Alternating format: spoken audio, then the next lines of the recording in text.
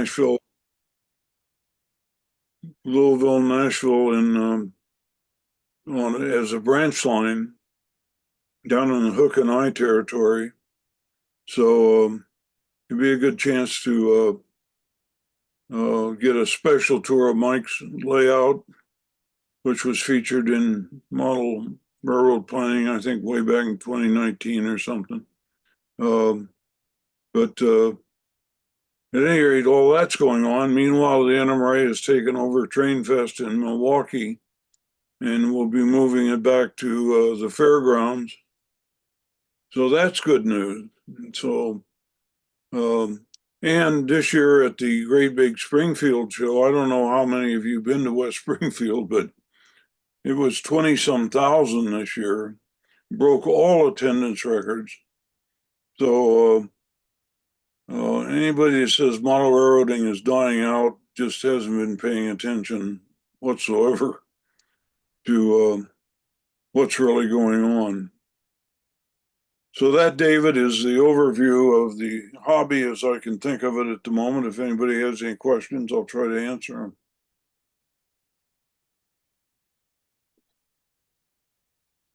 Did we lose David? Thank you, Tony. Yeah, David just texted me. He lost power and he is in the process of rejoining the meeting. So he'll be back momentarily. Well, I can go ahead. Yeah, please continue. He wanted me to talk about the Proto 48 layout that I'm building. I guess I'll need to do a screen share to show you some pictures of that. Is that okay? Yeah, there should be a button, a green box with an up arrow on the bottom of the screen. I clicked on that. Now let's see here. How do I find? Yeah, just choose the window you want to share. Okay, I'm trying to find my windows. And David is just returning now. Where is my desktop on here? I guess that's usually one of the first windows. There you go. Okay, that's not the desktop. Let's see if we can get the desktop up here. If you click on the desktop right there on the left side, yep. Okay. Now let's see here.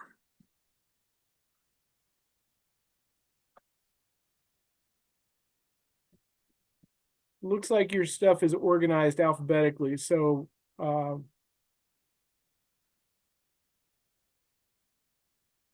I put together a brief PowerPoint presentation just to make it easy, but that is nowhere near all my desktop stuff. Can you scroll up a little more? Oh, there we go.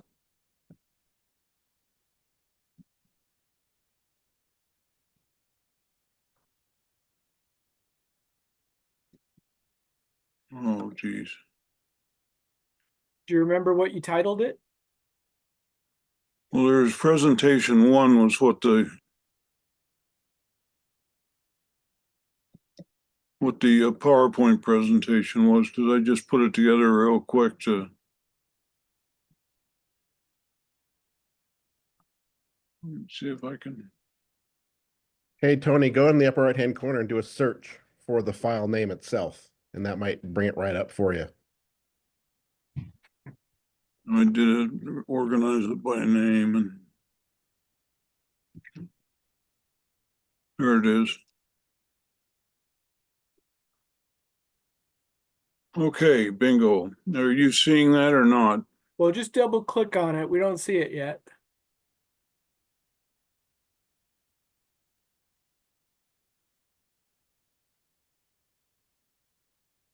For what it's worth, I'm back. We had a power hit.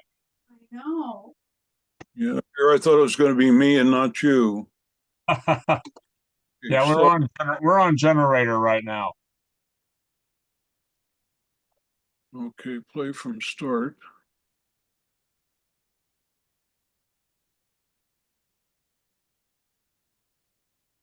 You are screen sharing. It says I'm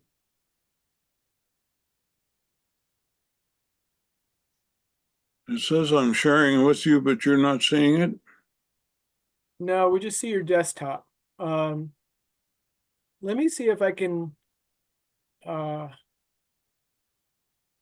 request control so I can start it up for you.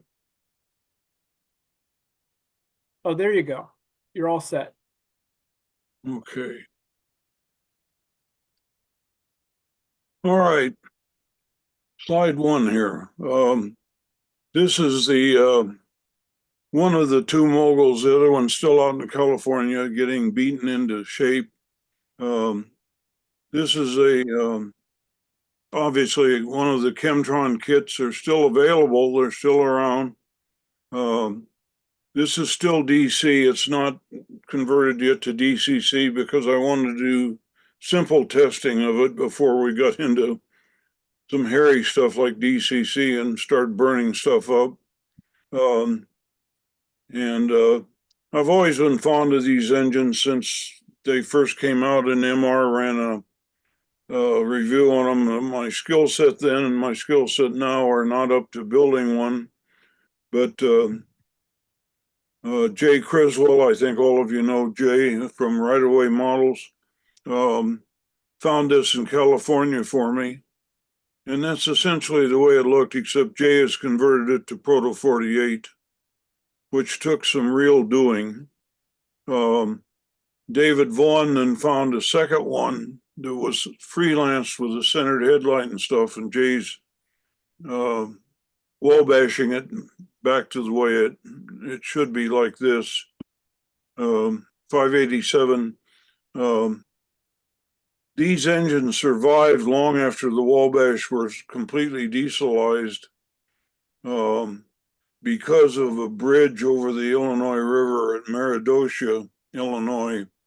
And even a Jeep or an F unit would have fallen right through the bridge. And so these little guys hung on till the late 50s and at least the mid 50s. So I want to model from 51 to 53 right in there because some structures that I want to model.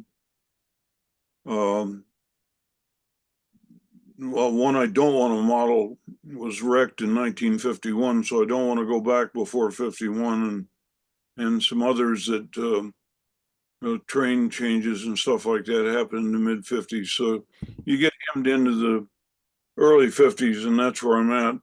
That water tower is a Broadway Limited product, and the spout actually works. You push a button and the spout goes down and you hear water noises and all that stuff. Of course, I've painted and weathered it, but it's another way to slow operations down on the railroad, because if you tell the crews they need to take water here at Mount Sterling and all they do is stand there and twiddle their thumbs, that's not very exciting. But if the water tower actually does something, then that's a lot more fun.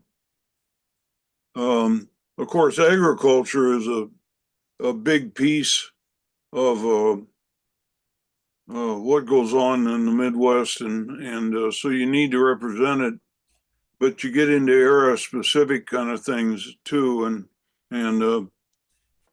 get into tractors. You get into 1 to 43 instead of 1 to 48, but tractors vary in size so much nobody's going to notice. At the top left there is an Ertl Farmall Model 350, and you can see that they had a kind of a gray panel that said Farmall on it, and the grill was painted a gray as well. But it's almost identical to the earlier Model 300.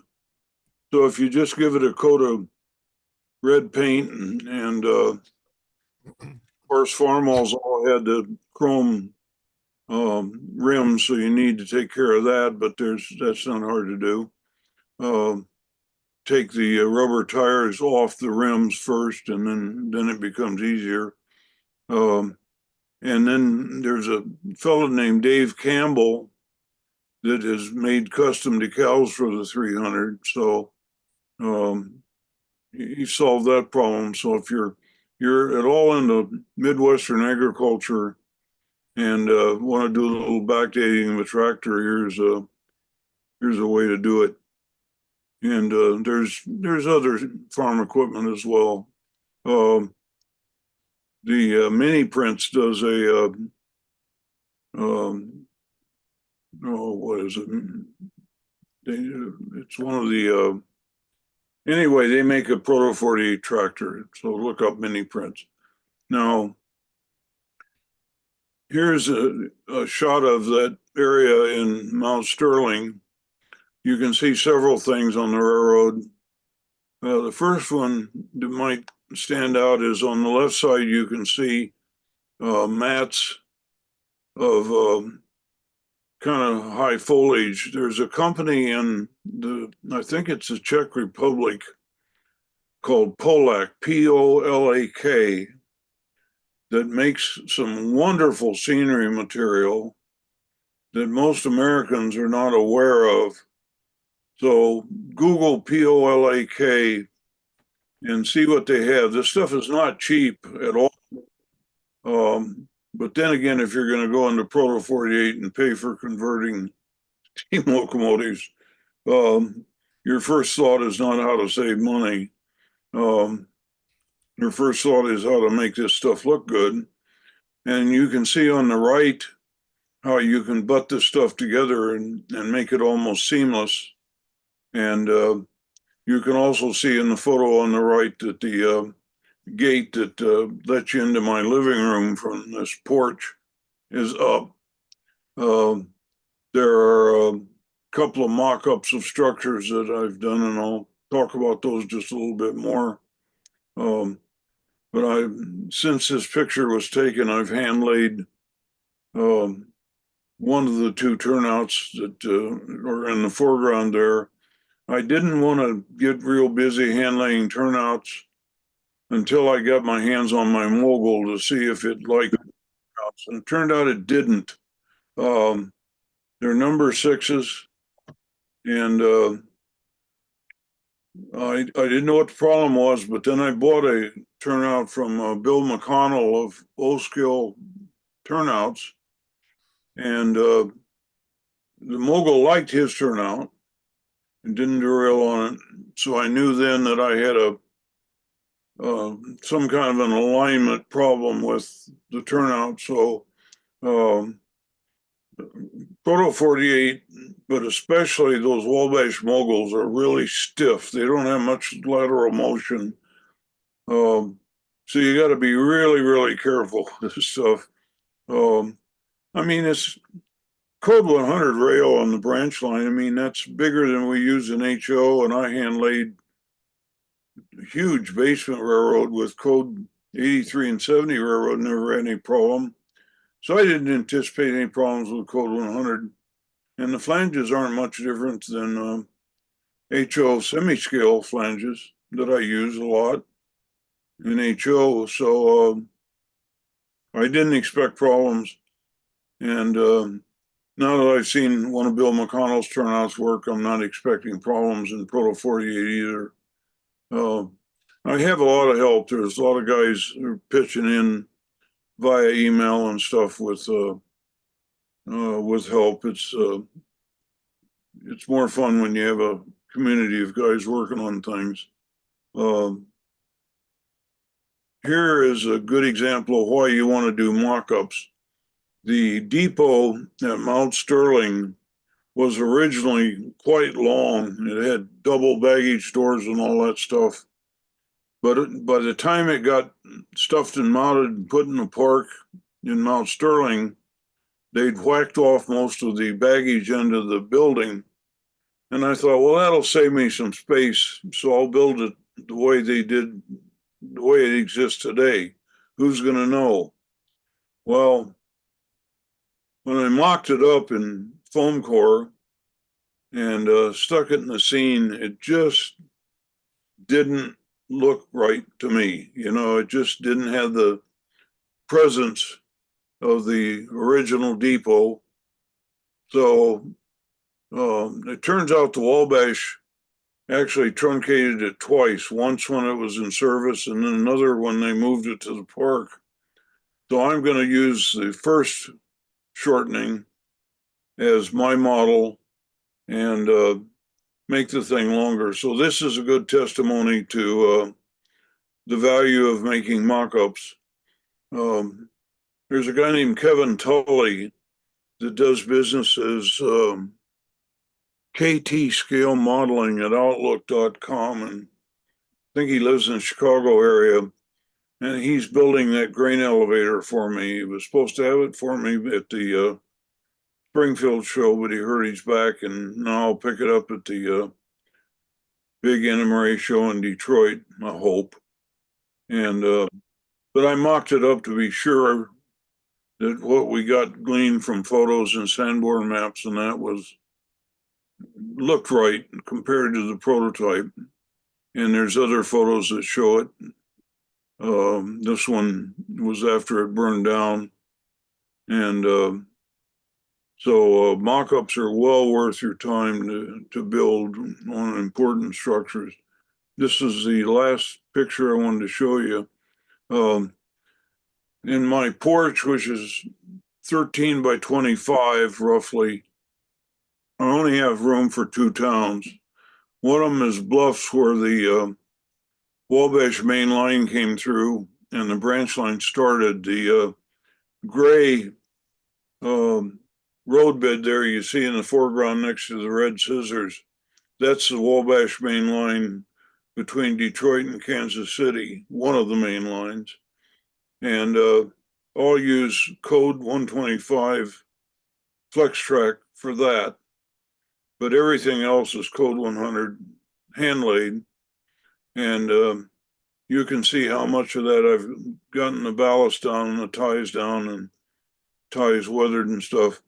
The turntable in the background is a Walthers HO 110-foot turntable.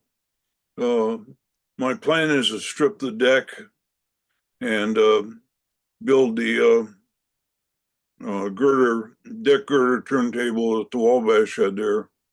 I can't see any reason why it won't work. And those are good turntables. So that'll save me a lot of work. The turntable at the left is sitting on the roundhouse radio tracks. Wabash had a 6-track roundhouse there, but they were nice enough to tear down 3 of the stalls before the year I'm modeling. So that saved me some space and some work. Building hand-laying turnouts on O-scale is easier than HO in a lot of ways because you have cast frogs, cast guardrails, and cast points. So you don't have any filing to do. You just snip off rails and fit them between the castings and you're done. It's awfully easy to hand lay a turnout. And their templates are available from Fast Tracks. So you got a tie template that you can use to tell you what tie lengths and stuff. And Jay Criswell sells tie kits that and bags of ties and others like Kepler and others sell bags of ties. So handling track is not hard at all. It just takes a little time. And those of you who think ties are brown are the same guys who think trees are brown. They're not usually. There's hints of brown in some places, but most of the time they're gray. And so that's the stain that I used there. But of course, once I get done, it'll all be weathered to a lot more than this. So anyway, that's my report. Anybody have any questions about stupid Tony venturing into Photo 48?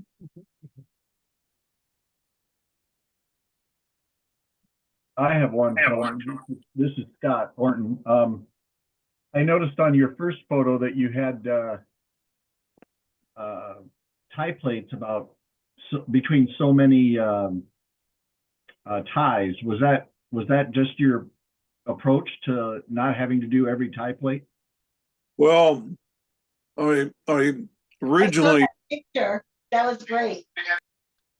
put down plates on every tie, and some guys who are smarter than I am said you don't want to do that. When you hand lay track, you only spike every seventh tie at first. You don't spike every tie, and even if you don't use tie plates, you just don't do that because it's impossible to line things up. You only, when you put down a length of rail, it's usually about a meter long. You spike the two ends, Recording in progress. get them properly aligned, and then you spike in the middle, and then you spike halfway in between them, and you keep sighting down the rail with a Mark 1 eyeball until you've got everything properly aligned. Well, you do the same thing if you're using tie plates or not. And the goal is to wind up with tie plates and spikes about every seventh tie to start. And if you tried to do it every single tie to start, you'd never get a railroad built. So you only do that until the railroad is fully operational.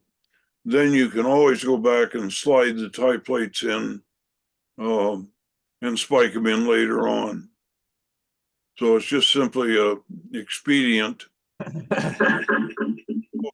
sure you got everything lined up. And like I said, on the first big curve that I did, I put down tie plates on every tie, and that is not the way to do it. You don't want to do that because you just can't align things with tie plates that close together. You gotta line them up with things further apart and then go back and fill in.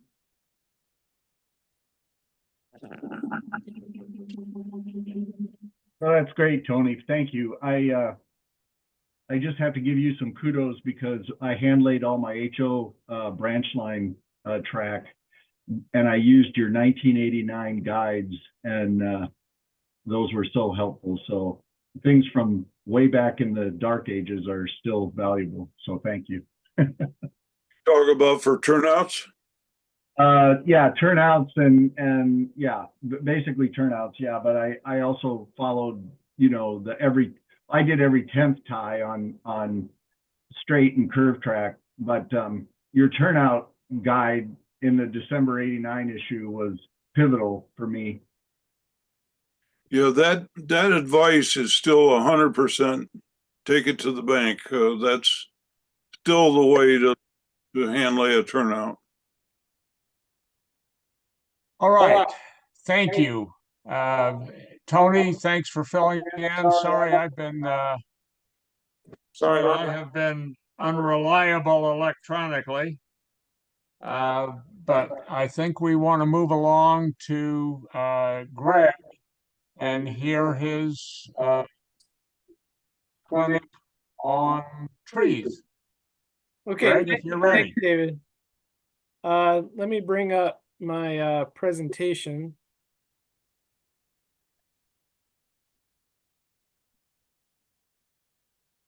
Great.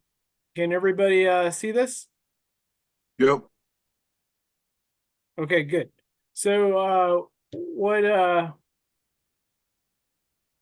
learned how to do is kind of fell into it a little bit by accident because the Museum of Science Fiction is doing a lot of work in virtual reality and creating 3D designs. And it occurred to me that as we're creating these models for the Virtual Reality Science Fiction Museum, we could probably do it with trees and other things for model railroading. I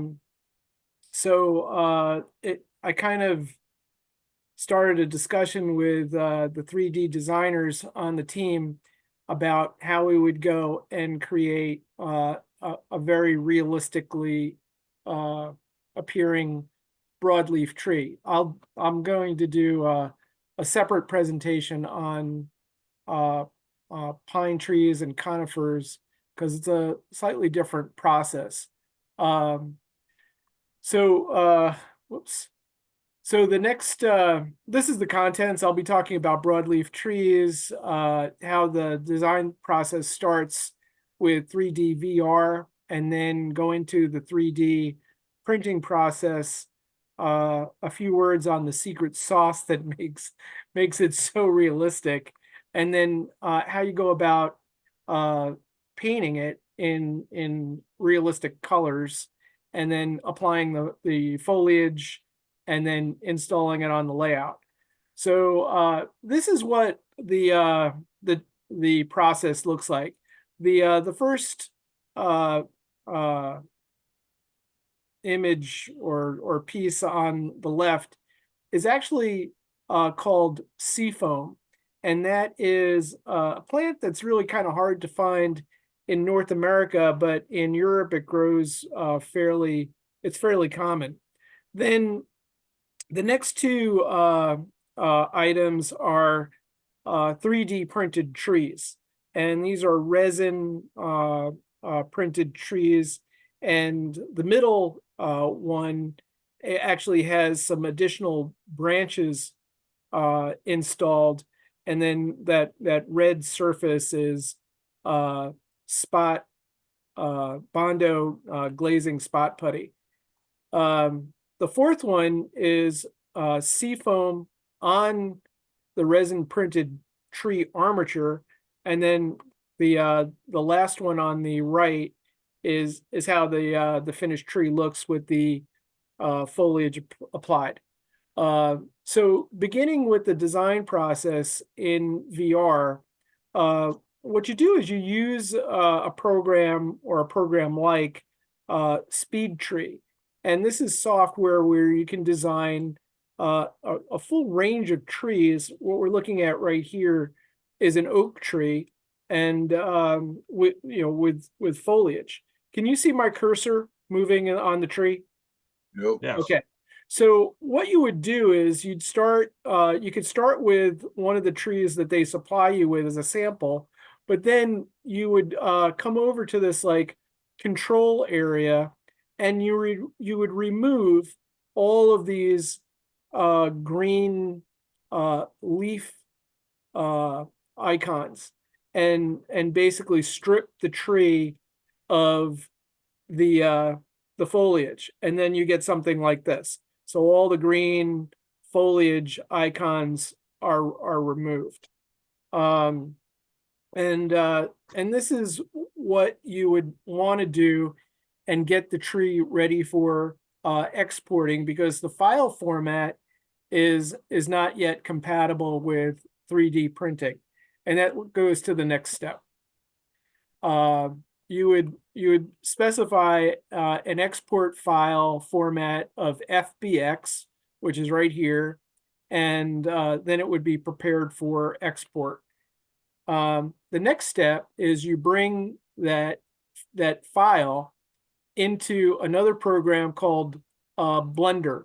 Whoops. And Blender is another free software package that you can basically convert the FBX to a 3D printable compatible format, such as an STL or an OBJ.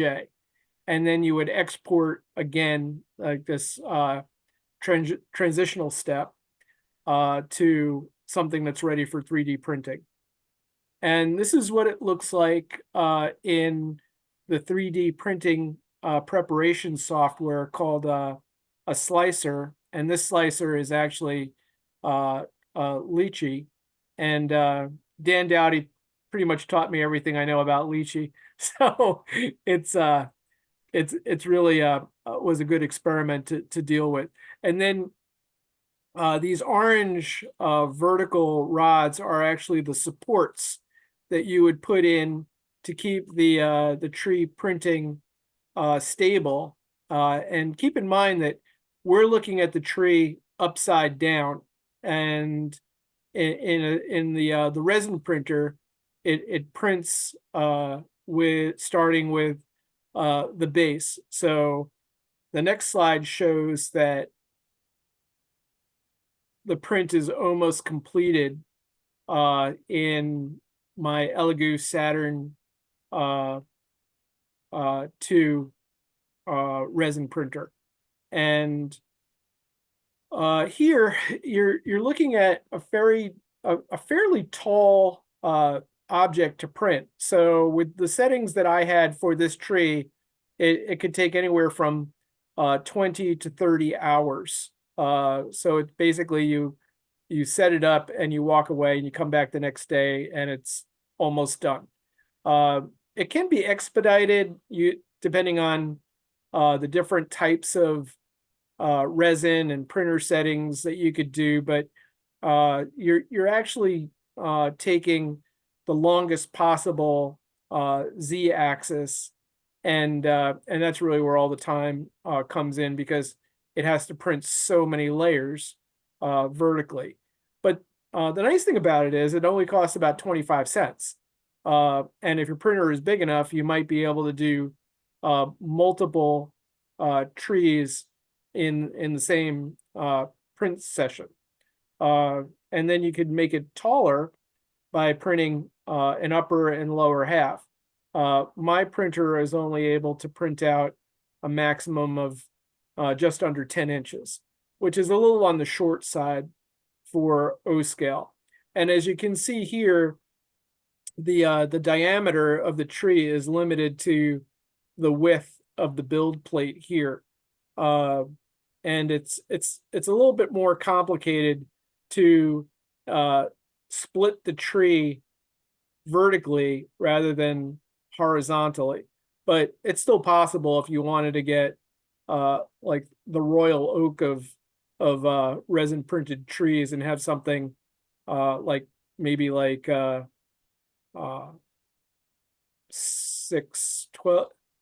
to 14 inches in diameter. And this is what the tree looks like.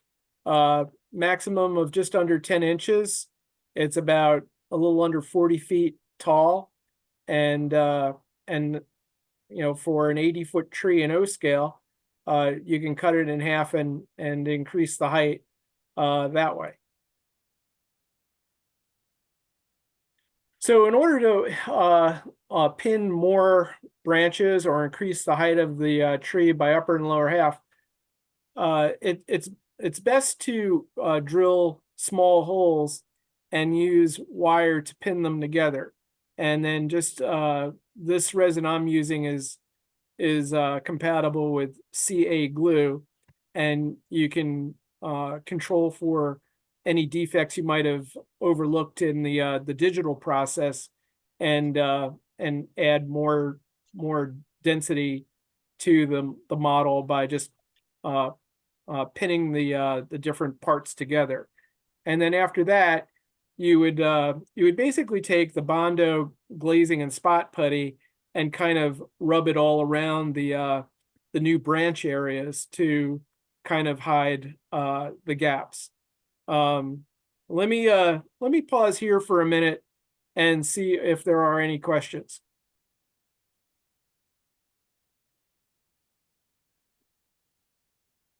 Okay, and so now that the printing process is done, this is the most interesting part of it, is seafoam. So I'm actually trying to grow seafoam myself to eliminate the supply problem. But this is what it looks like when it's fully mature and dried. And it's kind of like a tumbleweed, where it's got the characteristics of, once it gets fully mature and brittle, it kind of like breaks off and almost like a ball will roll around a given area. So it has to be, you have to be careful that this kind of weed doesn't overtake your garden if you're going to try growing it yourself, which is probably the only way to really get the a sure supply of what is almost like the most critical part of this model tree. And in this summer, I'll be growing some in my garden just to get some more supply, because you'll see on the next slide that it takes a fair amount of seafoam to really put all around the 3D printed armature. So it's kind of important to have a good supply to make a small forest. And then once the seafoam is been installed on the armature, a light coating of liquid latex is good to put on the whole thing to kind of keep it more robust and more structurally impervious to damage. And liquid latex will do it. And then once you kind of blow off the excess or shake off the excess, it really dries completely invisible. So it's a good step to apply. And then after that, you can paint the tree. And as Tony said before, trees are really not brown.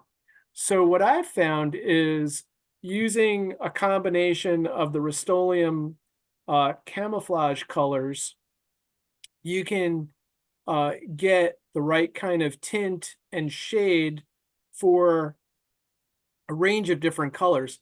And what I did with this tree here is I sprayed this particular tree with 2 cans simultaneously. So I had kind of like a crossing the streams kind of paint, because I didn't want to try to mix it to get the color I wanted and then trying to airbrush it. It was just easier to do it this way. And even as a dead tree or a deciduous tree in the wintertime, it looks pretty convincing with the amount of end detail that is like installed on the 3D printed tree. Like you can see down here, there's no seafoam on these branches, and they look good like dead branches, but they're not really the end branches of the tree. And then the next step is applying the foliage. Oh, sorry, here's a close-up with magnification. So you can see like a seafoam branch here, and they're just like glued on with a little bit of diluted white glue. But it's really a nice way to create a tree, and the level of effort is a lot easier than working with wire armatures and putty and other sorts of things. So this is the stuff you need for applying the foliage. A Dunkin' Donuts container, empty container, makes a good shaker if you can put some holes in the top. And the Super Leaf product, their leaves are excellent, and then you can take a little bit of this bag and put it in here. I did it in 2 stages where I wanted a dark leaf and a lighter leaf. It just made a nicer appearance. And then before you shake the leaves onto the tree, you need to spray the tree with some sort of adhesive, spray adhesive, either like a Krylon product or this 3M 77 is good. And then once you have the foliage applied, it's good to put kind of like a matte clear on it to really fix everything in place. So this is what it looks like when the foliage is applied, and you can go a little bit lighter This is fairly dense, so it's probably like the height of summertime. And and then another slide with more magnification looks like this. And this shows a little bit better the lighter leaves against the like the darker leaves here with the seafoam branches and the delicate end detail. And another note is you can see that the liquid latex is pretty invisible, and as is the spray adhesive, and the matte clear it does a good job of kind of holding everything together. And this is what they look like. It's basically the same tree in different stages. One is flocked, and the other one is like a wintertime or a dead tree. And I tend to put a little bit of a wire end on it so they can be inserted into the layout more easily. Just drill a hole and then kind of build up the ground where the trunk meets the ground area. But you know, I think the end cost of doing a tree like this is not more than $1.75 after all the materials are applied to it, because it just takes a little bit more time, and it's not time that you're actually devoting to it, because it's the printer that is spending all the hours doing it. And you know, if you really had to have a large densely forested area and you had to do it quickly, you could have multiple printers growing trees simultaneously. And then the last slide here, I wanted to see how the tree looked like in a real background. So I took it outside and photographed it and tried to fake the tree in place. So this was like a quick attempt to see if the appearance of the tree was as realistic as I was hoping for. And it looks a little weird because I have a fully leaved tree in my backyard in the wintertime.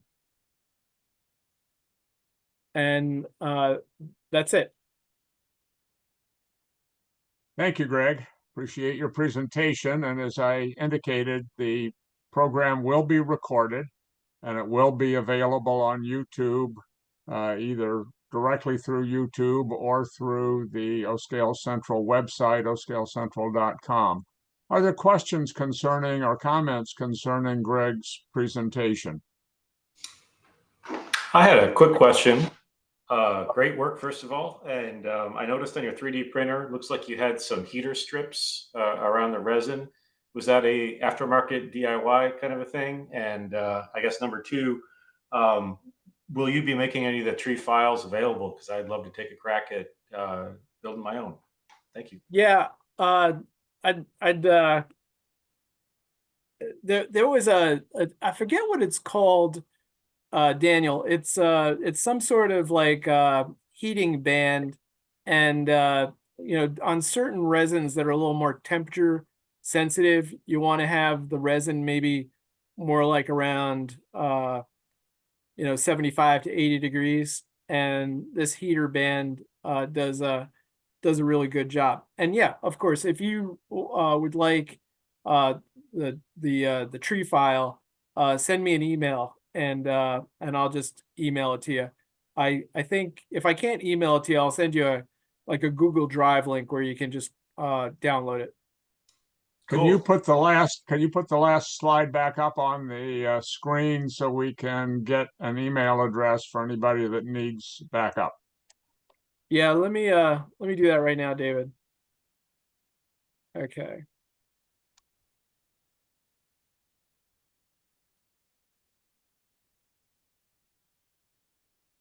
Okay, everybody can just take a screenshot of this. My email is on the bottom, and my phone number. So it's Greg at museumofsciencefiction.org. Yeah.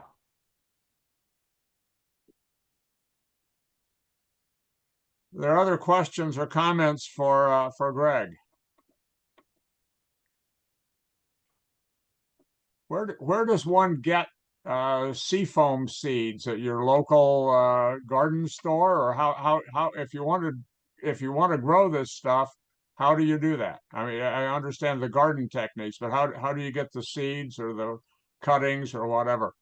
Well, I actually got the seeds online, and they came really quick. I think it was, I don't know, some online place called like Seeds America or something like that.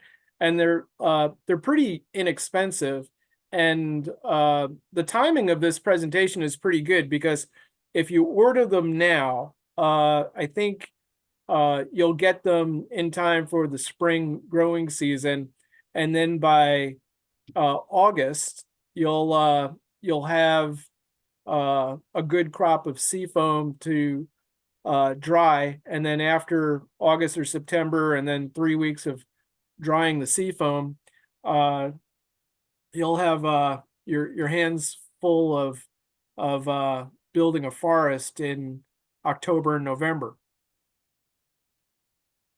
Great. Just in time to be watching the football games and assembling trees in your fall.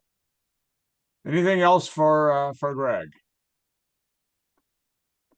Well, thank you very much. I come from the old school of O scale, where plywood was regarded as scenery, and green painted plywood was regarded as super detailed scenery. So Greg is taking us into the present here, and I appreciate that. And like so many other things, it is going to be a learning curve for us with 3D printing. One of the things that we should be looking at is there are now 3D printing shops, I guess you would call them, like 3D Central, which will do 3D printing for you, so you don't have to go through the printer learning curve and operational constraints that Greg was reciting. So this is a good way to open up some other areas. And by the way, I recommend 3D Central if you have printing needs, although Dan Dowdy is also quite proficient at it and quite helpful. All right, I want to take a point of personal privilege here and introduce a couple of people who are really, really important to the scale. With a scale as small as ours is, everybody is a celebrity, and I don't want to downplay that.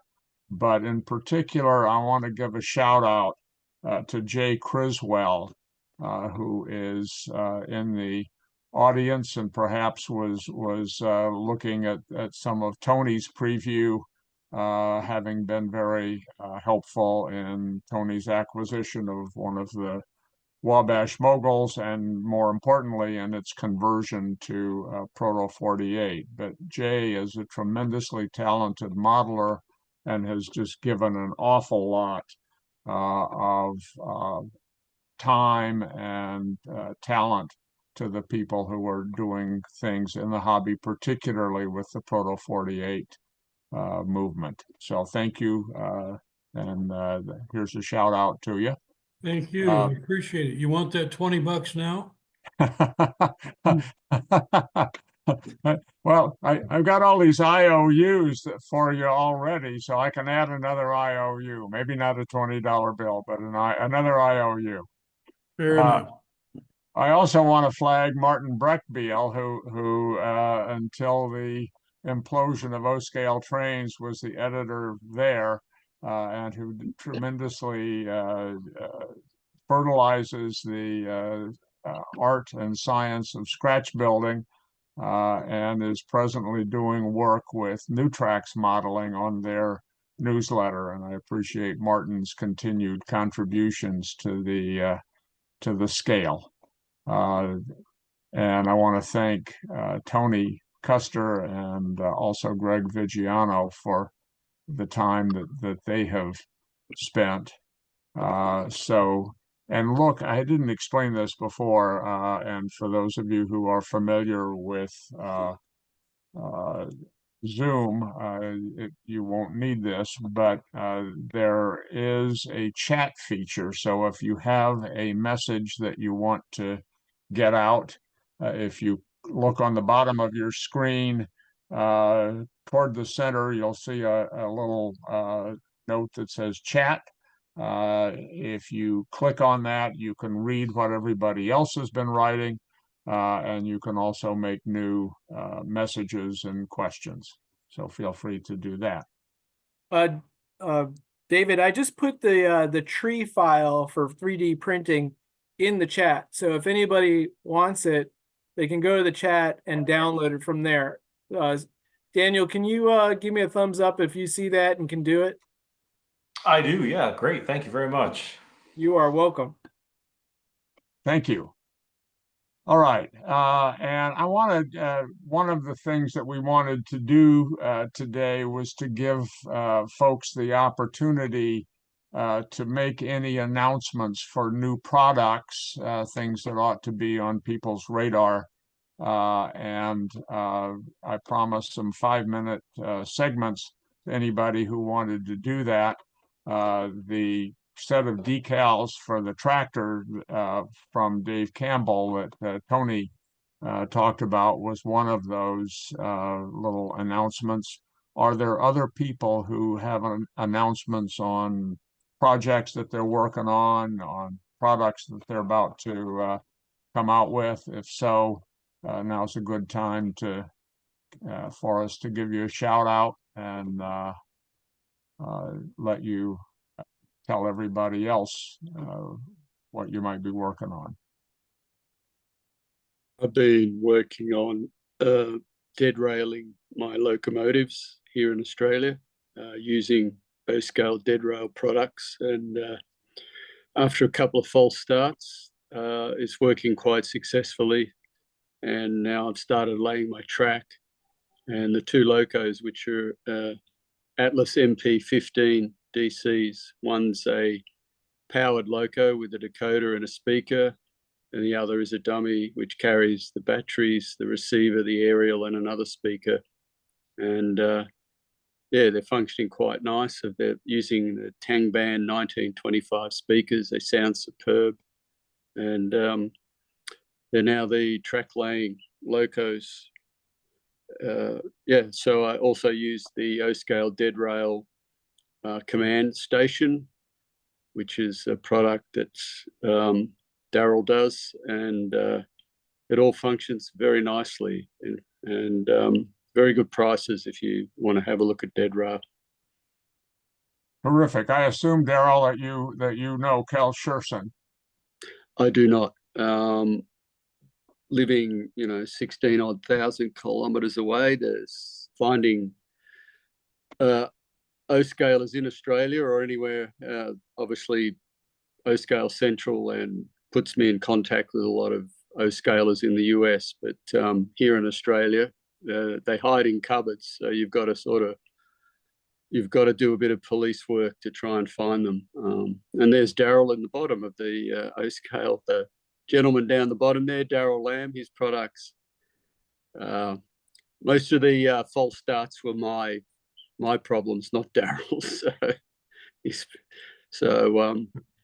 But I've got it going, and yeah, dead rail, I'm very happy, and I won't have to crawl under the layout. So yeah, very good. Daryl, do you want to put up on chat perhaps your contact information that people could look at if they're interested in doing what Daryl Blake has been doing? Yes, the simplest way is just some words, which is oscaledeadrail.com.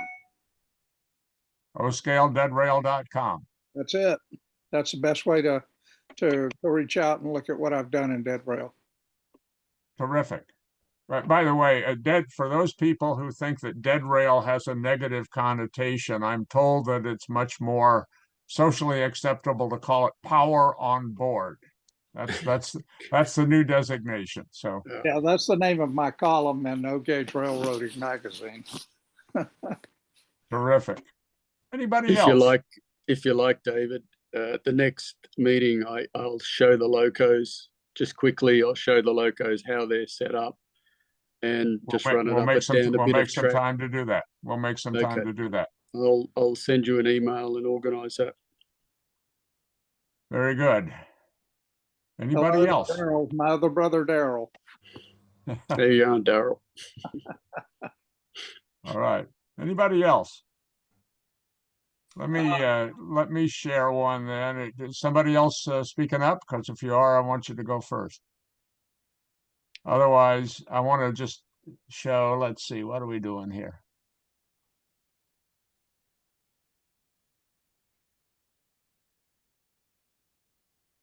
Bing.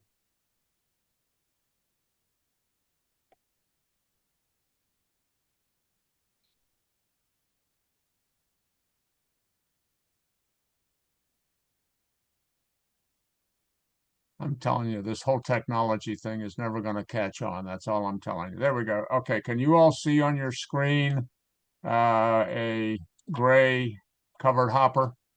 Yes. Okay, that is a model of John Armstrong's proto-freelanced, Imagineered 200-ton articulated covered hopper called the Cementipede. And John never did an article, and certainly no one has ever produced any models of it until now. I had access to John's files, and I own the original model that he produced, and we have had a model produced, which is almost all 3D printed, and which is available through my little unintentionally nonprofit company called Wit and Wisdom Models. So look it up if you're interested. It's a neat model. It was done consistent with prototype practices. Jim King at Smoky Mountain Model Works has done the design and the production on it. So I just wanted to flag that for anybody who might be interested. There's a limited run of 50 of them, a combination of kits and assembled models. So you can get the specifics on the website. And if I can figure out how to minimize this, I'll try and do it.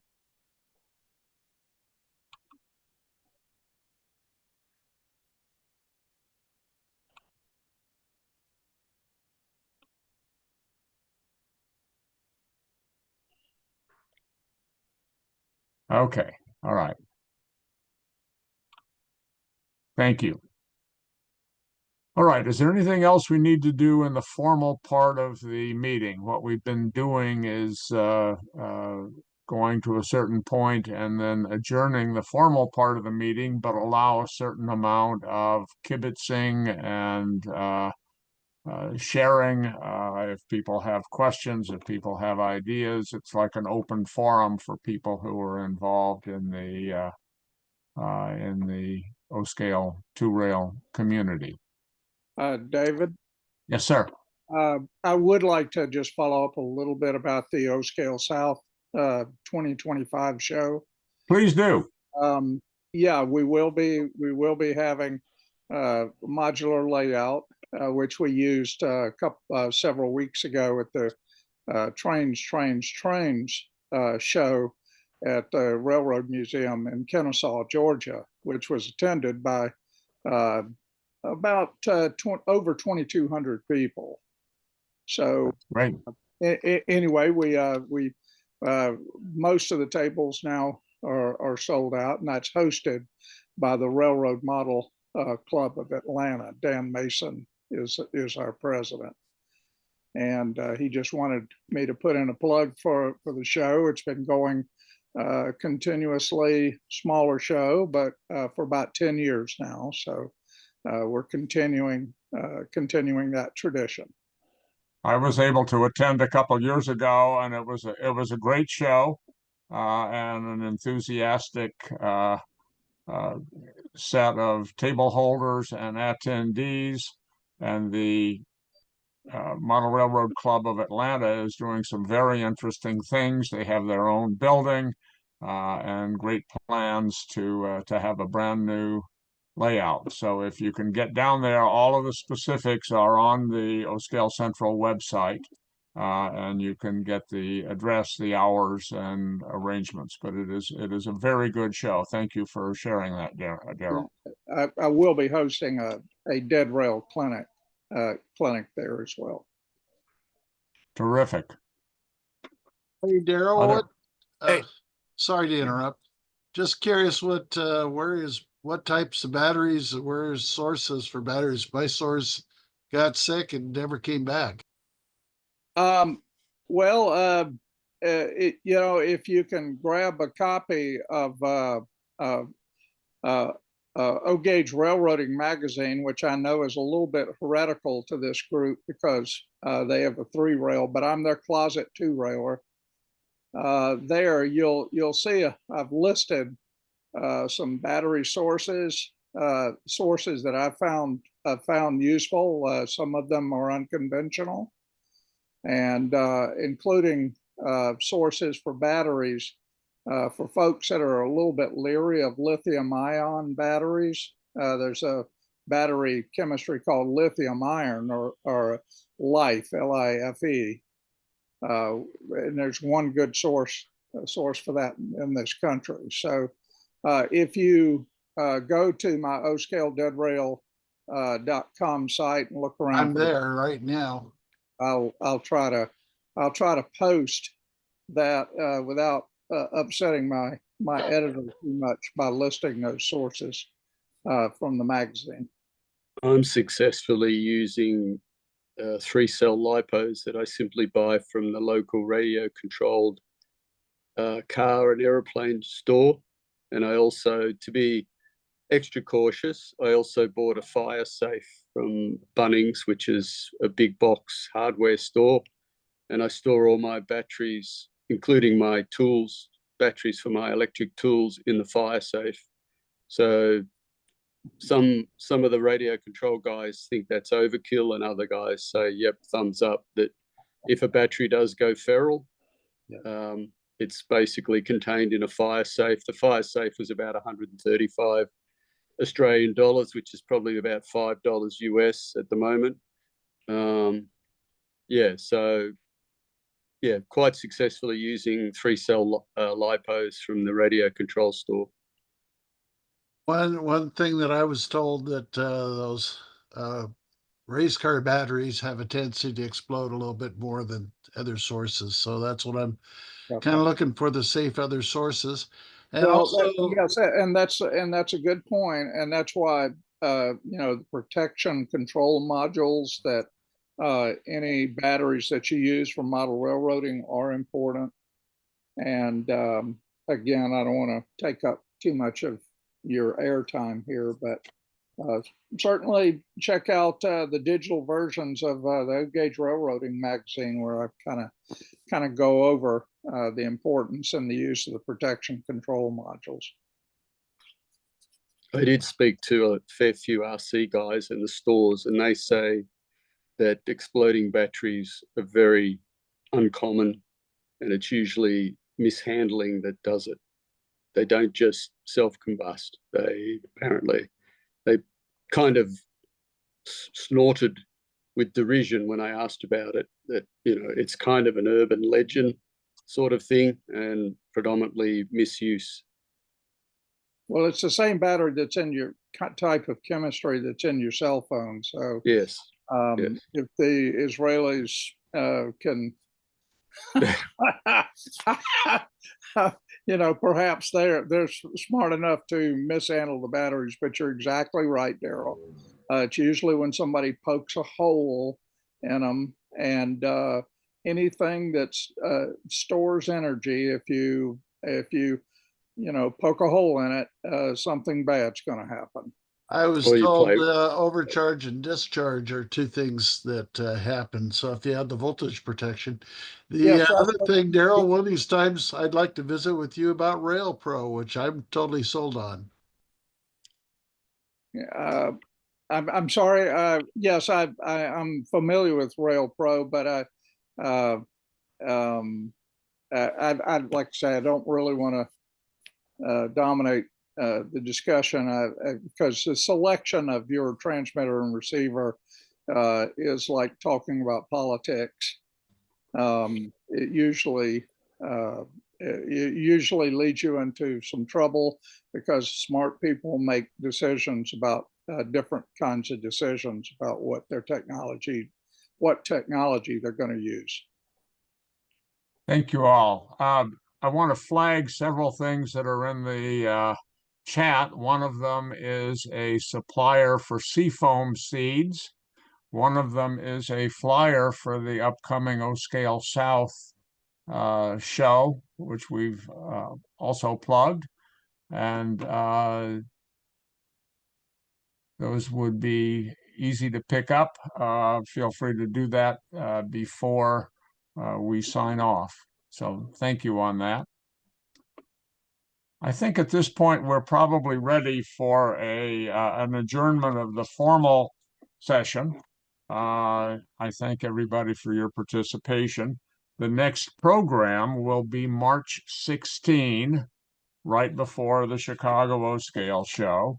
And Greg Vigiano, who works with me on producing this program, is working with me, and we are going to have an extremely good and creative agenda for the spring shows that are coming up. We'll try and perhaps even get out an invitation a little earlier with the people who are going to be on the program. But we will be doing that. And as indicated, if you're looking for a rerun on Greg's clinic today on making trees, that is available on the YouTube, either directly or through the oscaleCentral.org website.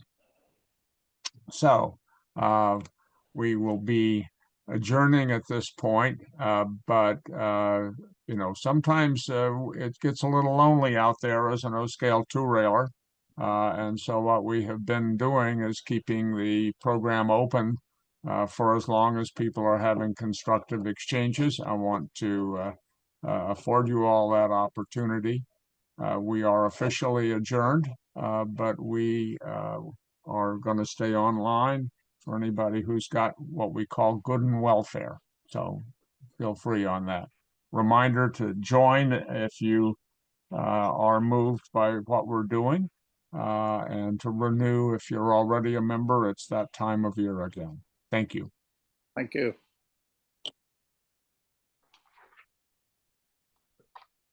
David, this is Scott. How many members are there in O-Scale Central now? We have our membership director, Joe Barker, is actually on the call, and I bet if we ask him and he removes his mute button, that he could tell us. As of today, there's 243. And this comes up from a total of 4 years ago of somewhere in the 70s. The organization was not in strong shape, and we've been working on that steadily. And Joe Barker in particular has done an awful lot of work to bring our membership up. And of course, there's nothing to bring membership up like doing things, which is what we're trying to do. So I recently sent out, I think on Wednesday, a reminder to those people who have not renewed, and we'd be appreciated if you would renew if you like our programs, if you haven't already done so. If we didn't get a renewal, we're okay. Yeah, absolutely. You're okay. Yeah. $24 a year and worth every penny of it.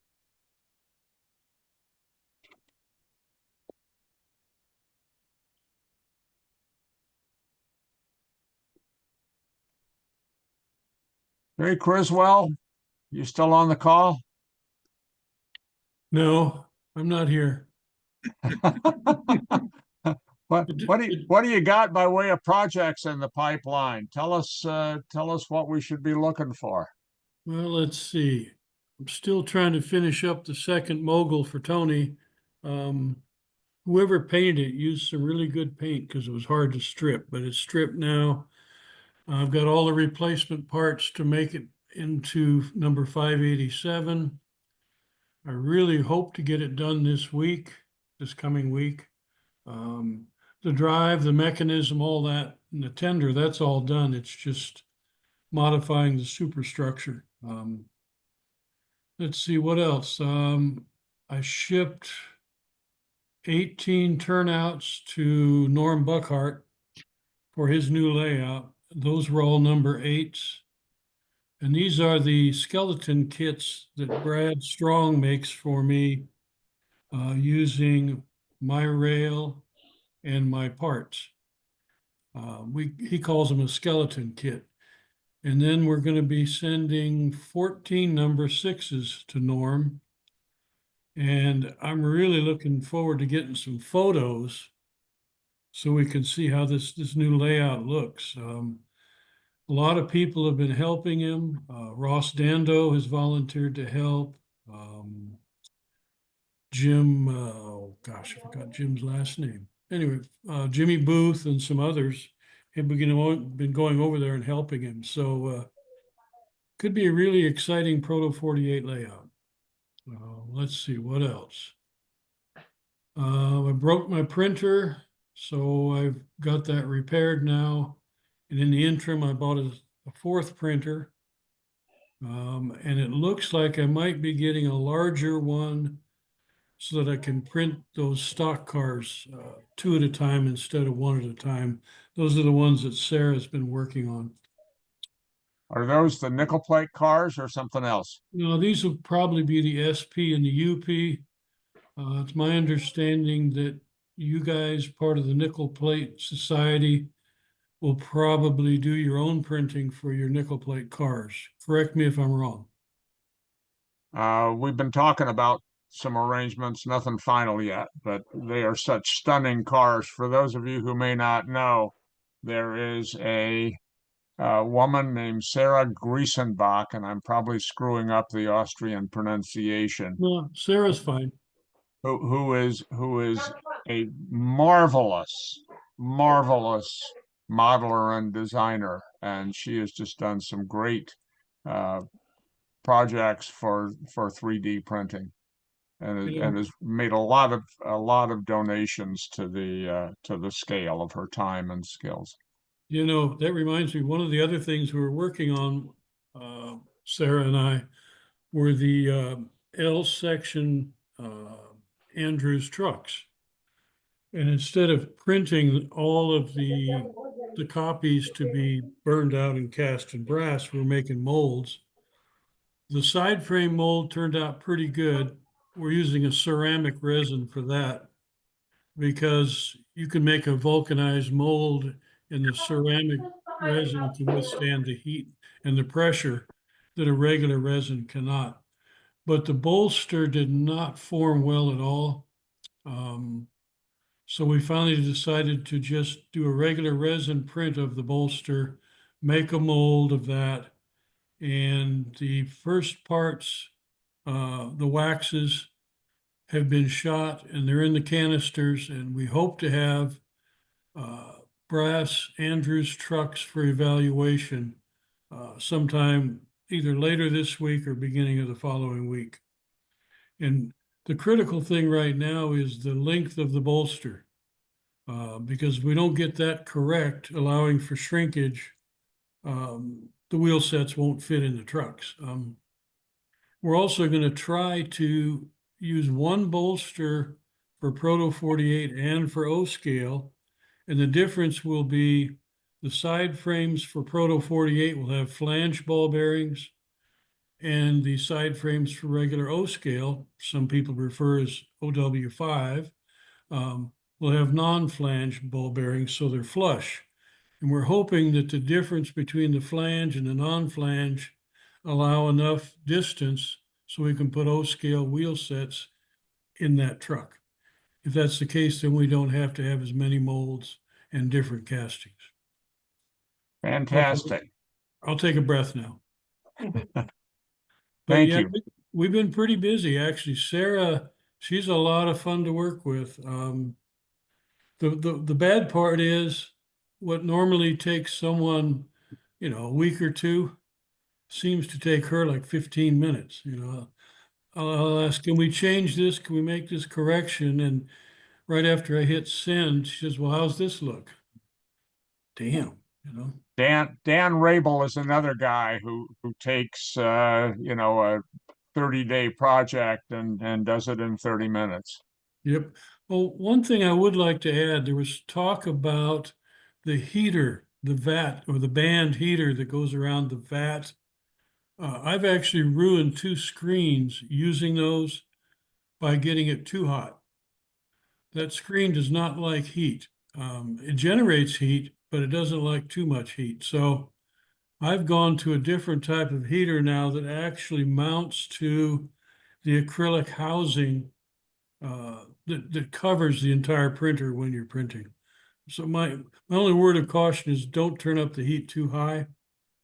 I Yeah, paid the price. you're right, Jay. I mean, I have to keep the setting pretty low, like 2 or 3, and that's just enough. Yeah.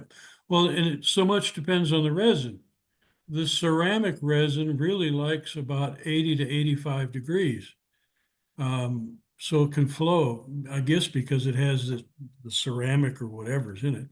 The wax that we use for direct castings, it seems to like about 75 degrees. Other resins are far more forgiving, but those two, the castable resins and the ceramic, boy, are they picky. Jay, are you going to be going out to Chicago this year? No, I really thought about it, but I'm so far behind on projects for people. I mean, it's pretty embarrassing how far behind I am. I just can't afford the 3 weeks that it takes to get ready, to get there, and then come back Yeah. home. Besides, if I go there, all these people are emailing me and calling me. Will be showing up in person. It's harder to make excuses face to face. Well, how about Sarah? Is Sarah going to come this year? Nope, she will not, but we'll both be there next year. And we're talking about doing a clinic where, let's say, a 1-hour clinic, and she talks for 58 minutes of what she does and how she does it. And then I'll take about 30 seconds where I walk over and push the button on my printer. Well, just for kicks, there's a reaction button on the bottom of the screen. If you're going to Chicago next month, just click the raise your hand button, and we'll see how many people from the 30 people we have left on this call may be going out to Chicago this year. I'm not seeing the, oh, Yeah, react. Got it. Okay. Reaction, and then click that, and then click raise your hand. Oh, that's great. Daniel and Mike are going. Hars, that's great. That's because they live in Chicago. Getting colder. Very good. Speaking of Sarah, I have something to add to that of what Jay was saying.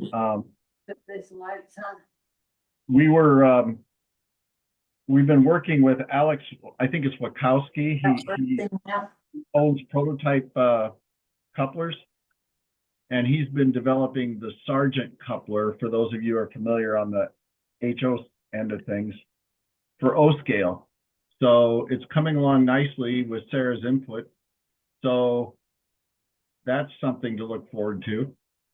It's ball bearing actuated, so it's it's a nice coupler for those who like operations. That makes Yeah, sense. and if you're not interested in replacing all of your Cadies, it is a marvelous coupler to use for locomotive pilots and tenders, because you can activate the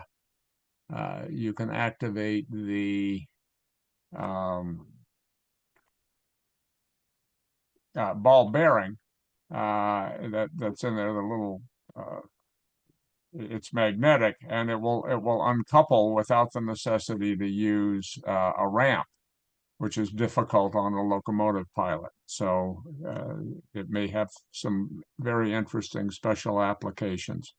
Well, the Protocraft does the same thing if you get the right version. There's a little metal piece in the lift bar, and you take a magnet over the top of it, and it will lift and uncouple. The only reason I know that is I helped develop it. Got it. There we go. More options for the modeler. But I'm looking forward to it. Tony and I might want to take a look at putting those in the Wabash Moguls, because Chemtron didn't allow a lot of space for a coupler. Sounds good. Good. One of the things that I did not do in the course of the meeting, and I had a note and getting knocked offline sort of took me out of my game, is O-Scale Central is looking for some folks to help out. In particular, we need people who can work with editorial functions for both our quarterly journal and our monthly newsletter. And Greg and I are looking for some help with the O-Scale Central online programs. So if any of you are interested, it's great if you have pre-existing skills and interest, but it's also the kind of thing where we can help develop something where you may have an interest but lack experience. If you are of a mind on that, please send me an email. My email is nkp, because I'm a nickel plate guy, os2r, as in O-Scale 2 rail, at gmail.com, nkpos2r at gmail.com. And I would really appreciate, and the other folks who are already working on these projects would appreciate if you were able to help us out a bit. It's a lot of fun. We have a good group of people, but as we expand, we need more folks involved. So thank you on that. nkpos2r at gmail. Is there anything else anybody wants to talk about? I have one. I've been trying to remember where I saw an article about converting the old Lionel cement canister loads and make them more accurate.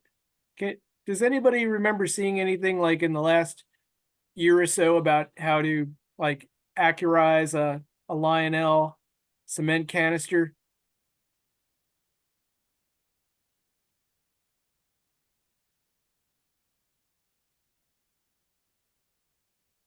I don't remember that. Yeah, I saw it and I can't remember where I saw it now. Are these the cylindrical canisters that Rich Yoder did a model of, and before that,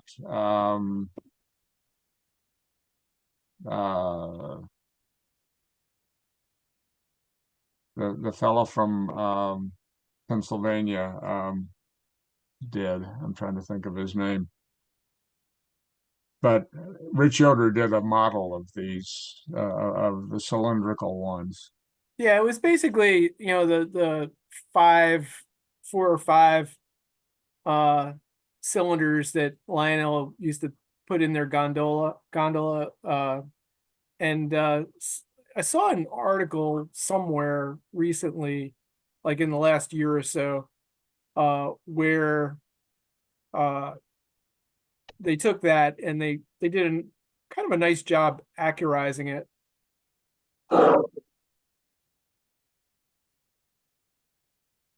Was it a resin print? No, it was just the plastic, part of the toy that they put some detail parts on, and it was pretty nice. It might have been Neville Rossiter, a Perth-based modeler here in Australia. I think he did an article in the old O-Scale Trains magazine. Oh, May have thanks, been Carol. him. If you can, Only may, Greg, only may. But I know he's done those.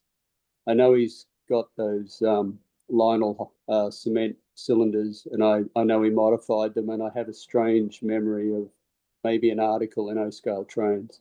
I'll reach out to Neville on Facebook. He's very active on the Ken Burney. He is. Yeah, thank you. No worries. Anything else? Well, listen, guys, this has been great. Thank you for participating.